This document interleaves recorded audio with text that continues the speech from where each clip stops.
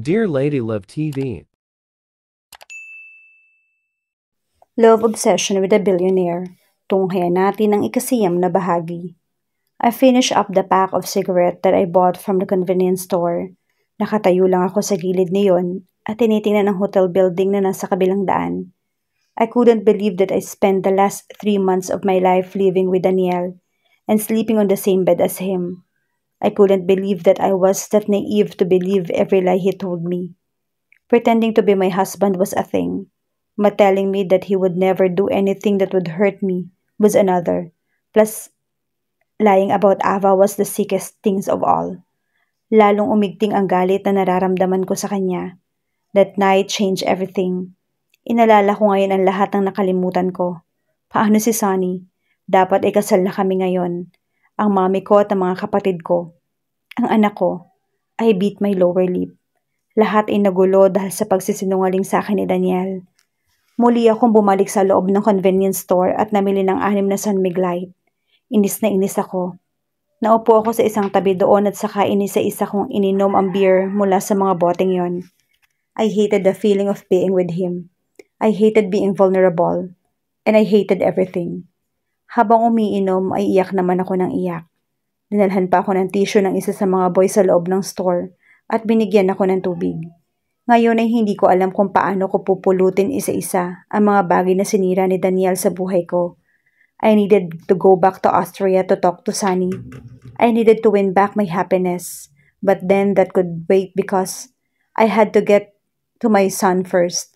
Lalo akong napaiyak nang maalala kong niyakap niya ako at tinawag na mommy. Naging napakabait na mag-asawang yun sa akin.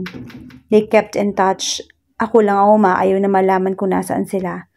But they knew where I was and every 3 months they would send me pictures of my little boy. Parang nakikita ko na rin siyang lumalaki. I cried. I missed my little boy. I wanna be with him. Pati ang pagkakataong iyon ay tinangkang kunin sa akin ng lalaking nagpakilalang asawa ko raw dahil sa kasinungalingan niyang dala. Daniel lied to me and he would pay for each lie he told me. Nang maubos ko ang beer ay bumalik ako sa hotel. Natagpuan ko doon si Lay na hindi mapakali at parang maiiyak na. Kausap yata niya sa phone ng asawa niya. It's already 2 in the morning. Oh, hey, you're still awake, komento ko. Nakita kong kunot na kunot yung noo niya. Tinapos niya ang tawag sa salitang, nandito na siya. Ano nangyari? Saan ka galing? She asked me. Hindi na naman ako mapakali kaya inilabas ko yung isang pack ng sigarilyo at nagsimula ulit ako magyosi. Nakita ko ang panlalaki ng kanyang mga mata. You remember? She exclaimed. I grinned. I remembered. I really did. Pakiramdam ko nga ay nagising ako mula sa mahabang pagkakatulog and I love it. I was back for revenge at sisiguraduhin ko na mahihirapan si Daniel. Tulad ng paghihirap niya sa akin. Unang-una, hindi ko sasabihin sa kanya ang tungkol sa bata. I wanted him to live and die without knowing the existence of his child. The child he fathered, yet he would never hold. I wanted him to cry blood. I wanted him to know how it felt like being the pathetic one. Ano gagawin mo? Lay asked. I look at her. Babalik ako. And I don't you dare tell him. I gain my memory back because it's not yet time, Lay. Tumango siya. Napaiyak na naman ako. Nilapitan niya ako at niyakap. I never had friends before.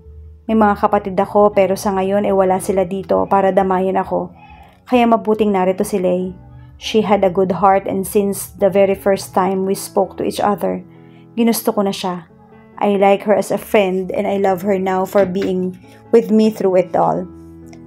Nang mag-uumaga na inihatid niya na ako kay Daniel. We found Azul and Daniel in the living room. Daniel was asleep while Azul looked as if he was really waiting for Lay. Nakadama pa ako ng inggit nang pumasok kami at agad na niyakap ni Azul ang asawa niya. The two kissed like I didn't existed. Nang umubo ako ay saka lang sila naghiwalay. Mauna na kami, Yala, Azul said. Tumango na lang ako at nanghingi ng pasensya sa kanya dahil sa pagkuha ko sa asawa niya ng gabing nakaraan. Umalis na sila at naiwan kami ni Daniel. Wala siyang kaalam-alam sa sasagpain niya sa oras na iminulat niya ang kanyang mga mata. I stared at him. Nakaupo siya at nakahalukip-kip. He only wore a pair of boxer shorts and a sando. He looked so buff but I knew better. He was very stupid that I hated him. Also, I hated the fact that I was still in love with him, even if I was already engaged and married to my fiancé. Lumapit ako sa kanya. Kumandong at itinapat ko ang bibig ko sa tenga niya. I enabled his lobe. Paulit-ulit kong ginawa yan hanggang sa mapaungol siya. Nagmulat siya ng mga mata at ngumiti sa akin. "Yala baby, you're back," he said in a low voice. "Oh yes, I'm so back." Makahulog ang wika ko. Muli ay ngumiti siya. Bumalik ako sa paghalik sa tenga niya. Pababa sa kanyang leeg. Daniel's hand roamed around my body pero bigla ay natigilan siya. "We can't do this, Ciela. You're not well." Natigilan din ako. Nakatingin ako sa mga mata niya pero umiling ako. Di ba ginawa naman natin to? At ginagawa to ng mag-asawa? Gusto ko, Daniel. I miss you. Naluhong ko siya ng halik. Halik na nakakadarang hanggang sa natagpuan ko na siya nang tumutugon sa bawat halik ko sa kanya. Hindi nagtagal ay siya naman ang dumodumi na sa halikang iyon hanggang sa nagpalit kami ng pwesto. Tinanggal niya isa-isa yung damit ko hanggang sa wala na akong saplot. Pamilyar na pamilyar sa akin ang bawat kibot galaw ni Daniel. Ilang buwan na ba akong huling kaming nagkaniig? I was biting my lips. His mouth on my breast were doing wonders to my body. Kahit na nadadala ako ay hindi ko hinayaan yung sarili ko na mawala sa katinuan. His lips traveled down, down, down until he reached a triangle spot. I opened my eyes to see him. His eyes were closed and he was so engrossed on eating me. I grinned. I held my head back and moaned. Masarap. Totoong masarap. Daniel was always good with his tongue and lips. I moaned over and over. "Oh yes, baby. Yes. God. Sonny. Yes. Make me come." I screamed loud and clear. So loud and so clear that I was sure he heard every word that came out of my mouth. I arched my back when he stopped. Nakangisi lang ako. It was all worth it. Lumayo siya sa akin. Umayos naman ako ng upo. Isa-isa kong pinulot yung mga damit ko at sinuot yon. Nang balingan ko si Daniel ay tulala siyang nakatingin sa akin. "The war is on." "How? Why you remember?" he concluded. Tumayo siya. "Tama ako. Pinaglaruan mo lang ako para hindi kita iwan." He hissed. "I spent the last 3 months of my life taking care of you and setting..." My God, gago ka. Sinampal ko siya. Huwag na huwag mong isusumbat sa akin ang ginawa mo tong nakaraang buwan dahil hindi ko yun hiningi sa'yo. I never asked you to take care of me. Lalong hindi ko hiniling sa'yo na gaguhin mo ako. Sinungaling ka. Damandam ako ang sakit sa dibdib ko. Tulad lang yun ang sakit na nararamdaman ko nung gabing na-aksidente ako. Nung gabing yun na sinabi ko sa kanya kung ano yung nararamdaman ko. Wala akong mabakas na reaksyon mula sa kanya nung mga panahon na yun. Pero ngayon, galit ang nakikita ko sa mga mata niya. Galit at panghihinayang. Bakit siya manghihinayang? Dahil ba naman kay Ava? Sana sinabi mo sa akin yung totoo. Hindi ko naman hiniling sa'yo na kupkupin mo ako. I am your contact person in case of emergency. I had to do something. What? Ruin my life? I asked in a sarcastic tone. I love you, Daniel. Pero ngayon, galit yung nararamdaman ko sa'yo. Ang kapal na mukha mong sabihin sa akin na asawa kita at hindi mo ako sasaktan. You have hurt me in every imaginable way you could think of. Hindi man physical, hindi man verbal, pero I cried aloud. Hindi ko mapigilan. Bugbog na bugbog pa yung puso ko. Pagod na ako sa pagmamahal sa'yo. I never asked you to love me, he said. Parang kutsil yung humiwa yun sa puso ko. Lumapit ako sa kanya at pinagkakalmot siya. I never asked you to take me. Kung concerned ka sa akin, sana tinawagan mo na lang yung mga magulang ko. Let me live the life I deserve. I deserve happiness. Ako, yung anak ko at ang pamilya ko. Natigalgal ako. Hindi ko alam kung dahil sa sobrang galit pero nasabi ko ang tungkol sa bata. There was no use hiding it from him or denying it. Anong anak? Yala, wala kang anak. Mas alam ko ang mga bagay kaysa sayo. I have a kid. His name is Solomon. He's 5 years old. Matagal siya nakatitig sa akin. Bakit hindi ko alam yon? Bakit? Kailan ka ba naging interesado sa ibang bagay maliban kay Ava? I retorted. Why don't you just do me a favor and go fuck yourself? Galit na tanong ko. Aalis ako ngayong araw dito at pupuntahan ko si Solomon. Kukunin ko na siya. At aayusin ko na ang lahat ng papel para maiuwi ko na siya sa Austria. Kakausapin ko si Sunny.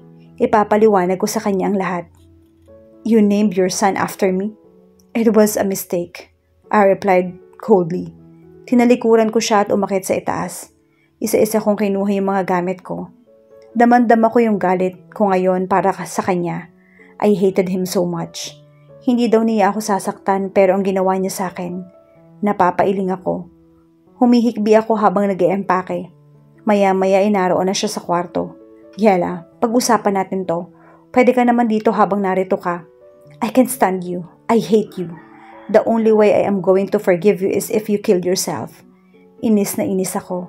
Hindi siya kumibo. Nang matapos ko ang pag-eempake, umalis na ako. Maswerte ako at may dumating agad na taxi. Ibinigay ko yung address na pupuntahan ko. Nang lumingon ako ay hindi ko nakita si Daniel. I shook my head. Aasa pa ba akong susundan niya ako? Wala naman siyang alam. Ni hindi nga niya alam na tinanong ko ang tungkol kay Mon. The only thing that keeps me insane was the voice of a little boy inside my head. So, nakakatanda na si Ella. Kaya nga puro kalmot. Akala naman namin ni Lino nag-sex na kayo. Hard sex kaya ganyan ka. Hindi nakakatawa ang joke ni Alex. Halos 2 araw nang nakalilipas mula na mangyari ang komprontasyon namin ni Ella. Hindi ko nga alam kung saan ba ako mas nagalit. Kung sa katotohanang tinawag niya si Sunny habang ginagawa yon, o dahil bumalik na yung alaala niya at may anak siyang 5 taong gulang na hindi man lamang niya ipinakilala sa akin maski na minsan. I sighed. Nasa bahay kami ni Azul noon at nagiinuman. I hated the stare Slave was giving me. Para bang hinuhusgahan niya ako sa pamamagitan ng kanyang mga mata. Para bang may ayaw siyang sabihin sa akin na dapat kong malaman. Alam mo kung ano yung nakakainis? I told Alex may anak si Yela. Sa tagal naming may relasyon, hindi niya nabanggit. Kitang-kitang nagbago ng itsura ng kausap ko. Nag-iwas siya ng tingin. Kunot na kunot yung noo ko. May alam ba si Alex na hindi ko alam? Tumayo siya pero pinigil ko siya. Anong alam mo? I only found out 2 years ago. Mahinang wika niya. Daniel, you fathered her child. Was it possible? Solomon, sigaw ko. Napatayo ako at lumabas ng bahay. Sumakay ako sa sasakyan ni Alex dahil mas mabilis yun kaysa sa kotse ko. Tinungo ko agad ang bahay ni Yela. Tuloy lang ako sa pagpasok. Umakyat ako sa silid at doon natagpuan ko si Yela na may kasamang batang lalaking mukhang lobo. Bakit nadede ka pa? 5 years old ka na. Gusto ko po eh. Saka sabi ng isa kong mami, good yun sa health. She laughed. Niyakap niya ang bata. Was he my son? Lumabas si Yela sa silid at natagpuan niya ako nakatayo sa labas. Pinamaywangan niya ako. Anak ko ang bata? Huli ka na sa balita. Wika niya sa akin at saka nilagpasan ako.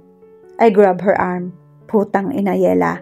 1 dekada tayo magkasama pero ni minsan hindi mo sinabi sa akin na buntis ka. Galit na galit ako. Bakit pa kung busy ka naman sa Ava mo? Hindi ba wala nang ibang alam sa buhay mo kundi yung Ava? Hindi ba? Doon ka na lang. Hindi ka namin kailangan. Mayaman ako. Kaya kong buhayin yung anak ko. Hindi ko alam kung bakit niya ginawa sa akin ang bagay na to. Napaiyak ako. Hindi ko alam kung paano pa susolusyonan to. Noon, akala ko alam ko ang lahat. But having to know about the kid, it made me feel different. Made me see things differently. Huwag mo na akong iyakan. Hindi yan sapat. Kulang na kulang ang luha mo sa mga luhan lumabas sa akin nung nasasaktan ako sa'yo. Cry a river if you will, but you will never ever hold my son. Yela, please. Tama na. Bakit? Nung magmamakaawa ba ako sa'yo, pinakinggan mo ako? Hinampas niya ako sa balikat. I had 2 kids, Daniel. Naalala mo nung nakita kita sa skating ring kasama si Ava. Almost 7 years ago. Buntis ako noon. Hindi ako nagpapacheck up dahil sabi mo, babalik ka, tatawagan mo ako. But I found you with her. Wala akong magawa. I was young and scared and alone. So I did the unthinkable. No, my eyes were wide. Hinawakan ko siya sa balikat. Yes, I aborted the baby, Daniel. Ang katwiran ko, hindi ko kaya na pati siya ay kaimot ng pagmamahal mo. Hindi tama na pati siya ay magdusa. How could you? And how could you too? Nagdesisyon ka para sa ating dalawa. Bakit hindi mo sinabi? Bakit? Dahil hindi ko alam kung tatanggapin mo o mas pipiliin mo ang babaeng yon. Ilang taon ako naging parang asong ulol na sunod ng sunod sa'yo. Tapos gagawin mo sa akin yung ginawa mong bagay na to. The second baby is King Solomon. and I gave him up for adoption. Sabihin mo sa akin, pananagutan mo ba ako kung sinabi ko sa'yo na buntis ako? O si Ava pa rin yung pipiliin mo? I just sighed. I cried so hard. It turned out na hindi ko pala kilala yung babaeng kasiping ko sa loob ng isang dekada.